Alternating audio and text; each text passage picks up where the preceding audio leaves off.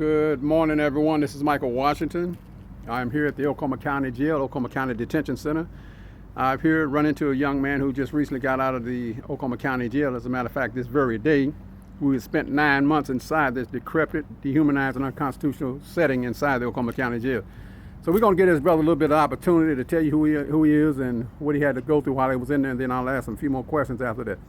Brother, if you would, just state your name for the record and let me know who you are. My name is Daryl Allen Tamez. I'm a combat veteran. 70% service-connected disabled. I've been in Oklahoma County for approximately 9 months since September 17th. The things I've had to endure here, having holes in the wall where the debris from the holes in the wall, people making weapons to fight. We've gone through the issues with the staff, not giving us toilet paper. We can't get wrecked. We can't get showers on time. Okay. So you spend days on end in your cell without showers. The meals is messed up. They won't bring them on time. The food is cold. I practice Messianic Judaism, and I've been complaining with the staff for all these since 2016 to try to get my religious rights met. They've turned me off, giving me food that isn't kosher according to my religious beliefs. The staff is rude. They'll manhandle you. They'll leave you in the environment where you can't clean your cell. There's bed bugs in here that eat you up when the lights is off. Really? There's anything that you could think of, it goes on here. And the inmates, there's such a state of violence in this place because of the nature that they keep us locked in here. It's dehumanizing. You are less of a person, and by the time you sit in here for any length of time, even if you ain't guilty of a crime, you are willing to sign for time just to get out of this environment. And that's a particular incident that I'm in right now. And I actually want to withdraw my plea now that I'm free to go ahead and fight my case because it was a fake case to begin with.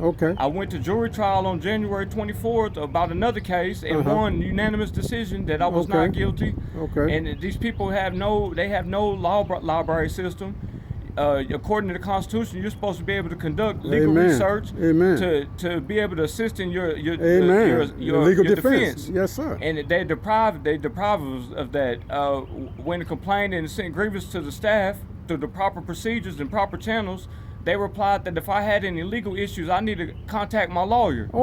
So if I'm being deprived of my legal rights, I complained against the judge, Judge Henderson, and no response, period. I complained to the Oklahoma Council of Judicial Complaints, and they responded that although my allegations were of grave concern, that they was powerless to do anything, that they didn't have the jurisdiction. So when I responded and asked who has the jurisdiction to do something about this atrocities that we being held to, no response.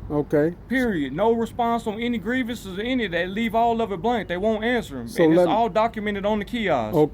That's what I want to know. You say it's documented on the kiosk. So is that every time you file a complaint, every get a time denial you file or a whatever? complaint, every time it's documented digitally on that kiosk. So going all the way back to 2016, I have complaints and grievances against this place that have not been issued. They have not issued a response. They've avoided the staff avoids any kind of definitive answer. Have you seen inmates being jumped on by police or jailers in there? I've seen them be maced down unwarranted.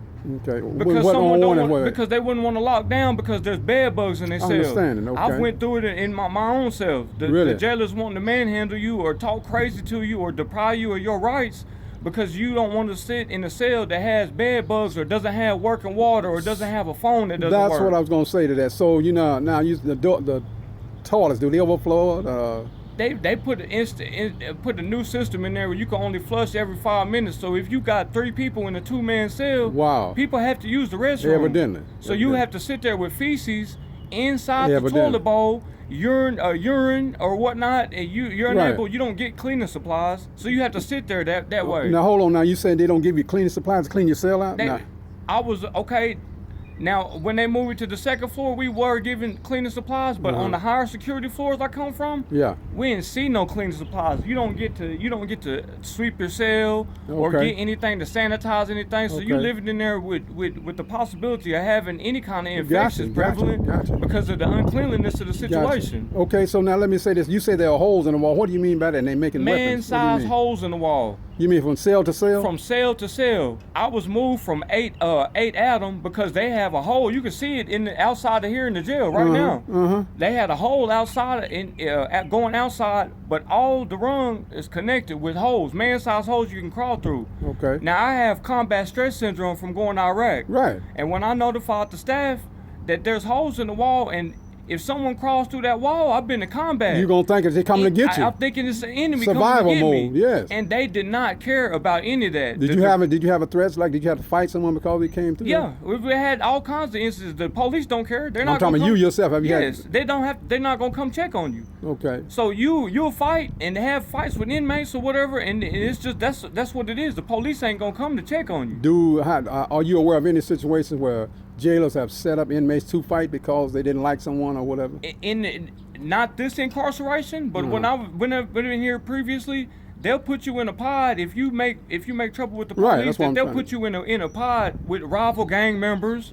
Oh, really? Now they still doing that today? I have not. I can't say that I have seen it myself, but I have heard about the situation. Okay. Well, like I say, brother, man, I'm Michael Washington. I am the executive director and founder of Oklahoma Coalition Against People Abuse, where our motto is change your world and your world will change around you. Okay. I'm sitting here with you today because we are putting plans together to file a class action lawsuit, and we're definitely glad that you did sit down and talk with us this afternoon, because we want you to know that you have your fighters out here, your revolutionaries who are trying to deal with this situation inside here. And it's a blessing that you all have come up here, and anything that I could do to assist with the situation, because it needs to be addressed. There are people being abused here. Yeah, amen. People with they can't get you call medical. The medical won't respond. What do you mean? So if someone calls and they're gonna hurt themselves, or injury happens, they don't come and see about it. It might be hours on hours. If you can get some medical personnel, yes, they don't come. They will not come and check on you. The medical system is inoperative. There's cells here that ain't got phones that don't work, and that's the only way that you might have. You might call someone to let someone know. You might not see an officer all day. Oh, really now? You might not see an officer all day, except for a count. And if they count, they just walk them by the cell. They're not looking. Not even looking and see if you're all right. They're not looking to see if you're all right at all. Okay. All right, brother, man, I'm going to have to cut this off right here, but you definitely gave us a good start. And we want you to know that this is not going to be our last interview with you, and we're going to add your name to the class action lawsuit. So I will be getting back with you.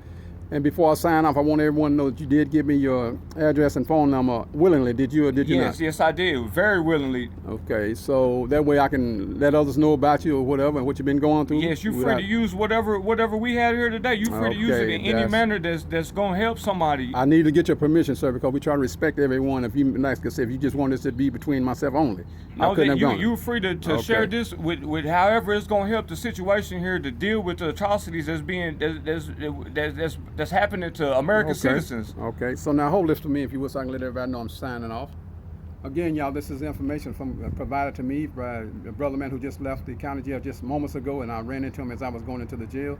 So I'm getting ready to sign off right now, and hopefully we can get more people from the inside to know that we do care. Oklahoma Coalition Against People Abuse will be there for you by any means necessary, and that we're going to change conditions in that drastic, dehumanizing, unfathomable jail that we call Oklahoma County Detention Center. We want heads to roll, we want people to be fired, and we want people to be accountable for the wicked atrocities being committed against human beings in that jail. Thank y'all very much. I'm going to sign off right now. Thank you. I'll be blessed, and you be blessed. Thank y'all so much. I'm signing off. Thank you again.